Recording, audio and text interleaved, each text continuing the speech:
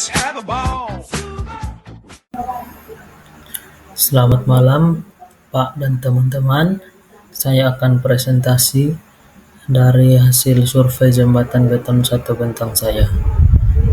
Perkenalkan, nama saya Immanuel Ricardo Kanyanguro dengan NIM 2323702040. Saya dari Prodi Perancangan Jalan Jembatan, semester 5 kelas B.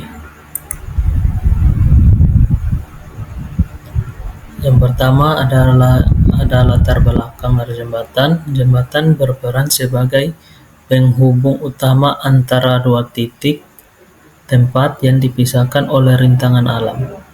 Beton sering digunakan sebagai bahan utama untuk membuat jembatan karena sifatnya yang sangat kuat, tahan lama, dan juga murah. Namun, membangun jembatan dari beton membutuhkan teknik yang tepat agar strukturnya kuat dan tahan lama.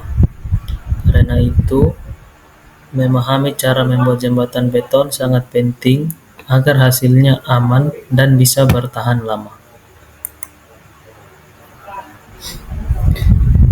Tujuan adalah survei jembatan di Jalan Oebonik yang saya lakukan untuk memenuhi tugas pertama pada mata kuliah Rekayasa Jembatan 1. Yang berikut ada identitas jembatan.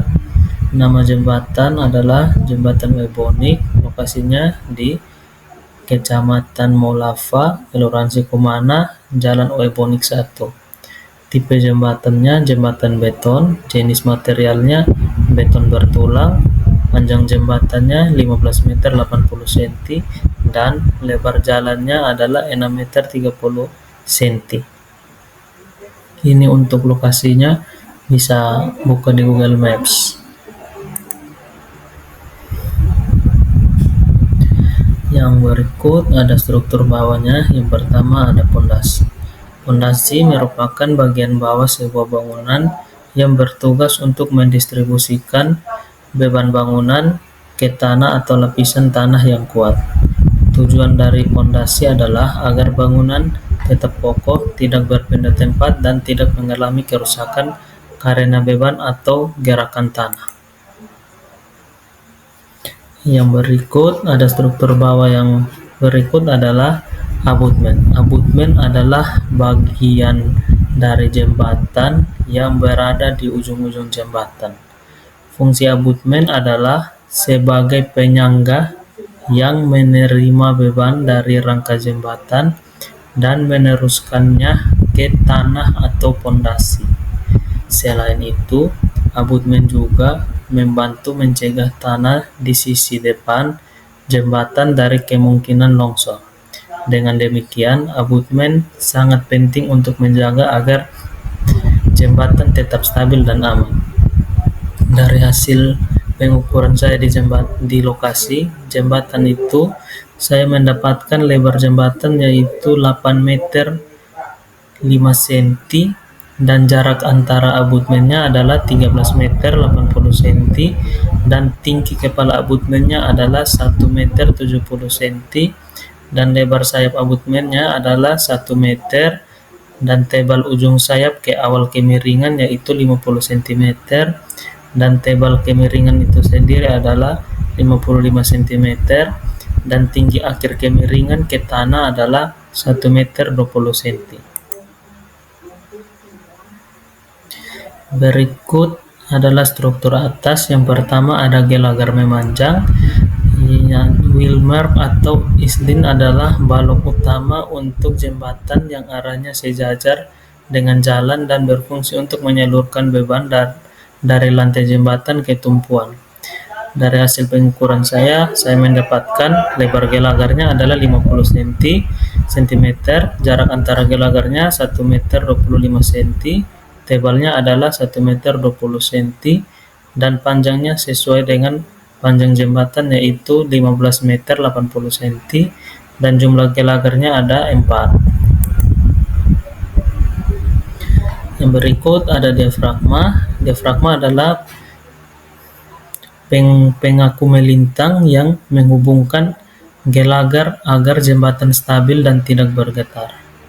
Dari hasil observasi di lapangan, saya mendapatkan lebar dari diafragma tersebut adalah 35 cm dan tebalnya adalah 80 cm, dan panjang atau jarak antara ini ujung dari untuk panjang diafragma atau dari ujung gelagar ke ujung gelagar kiri ke ujung gelagar kanan itu adalah 120 cm atau 1 meter 25 cm dengan jumlah diafragma adalah 15.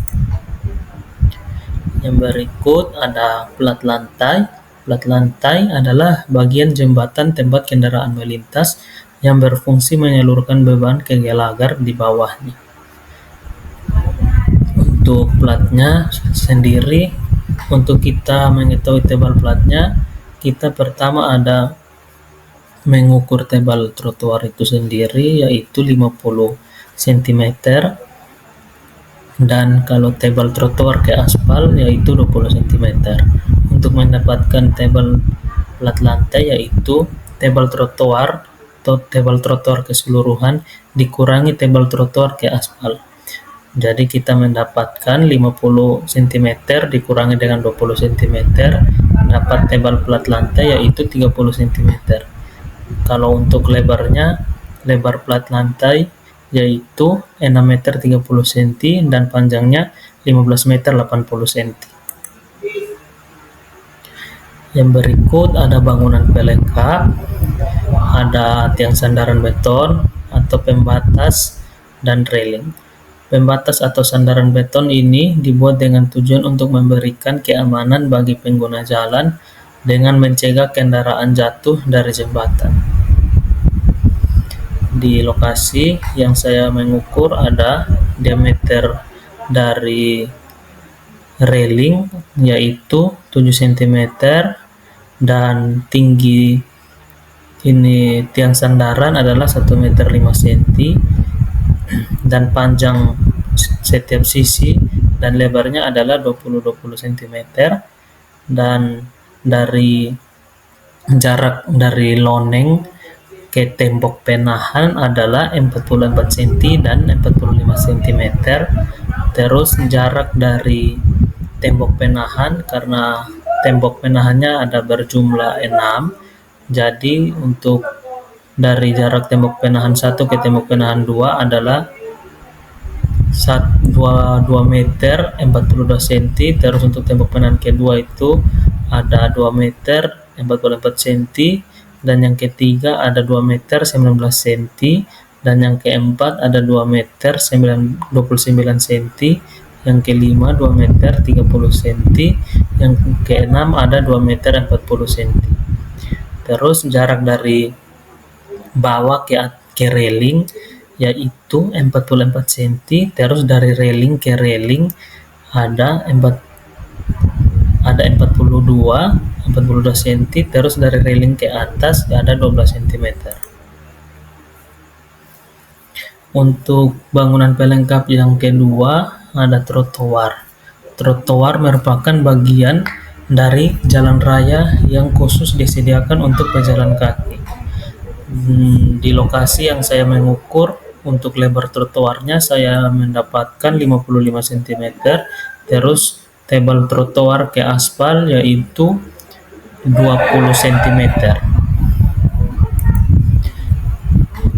Terus ada dari bangunan pelengkap yang terakhir ada loneng.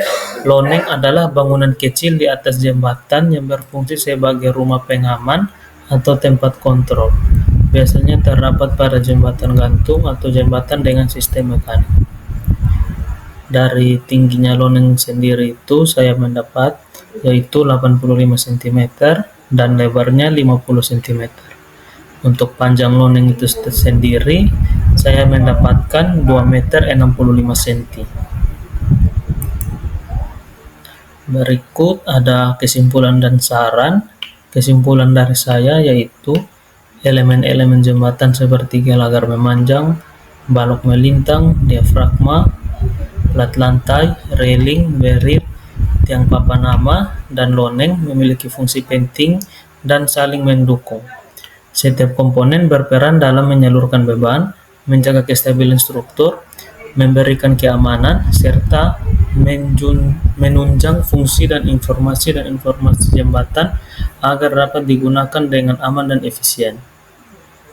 Saran dari saya, dari hasil observasi yang saya lakukan di lapangan, saran yang saya bisa sampaikan yaitu jembatan perlu direhabilitasi, khususnya pada railing.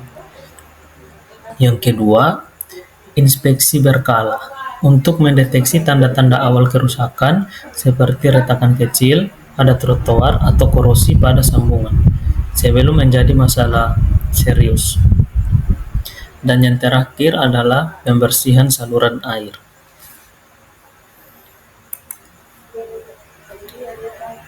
Sekian dari saya ucapkan terima kasih.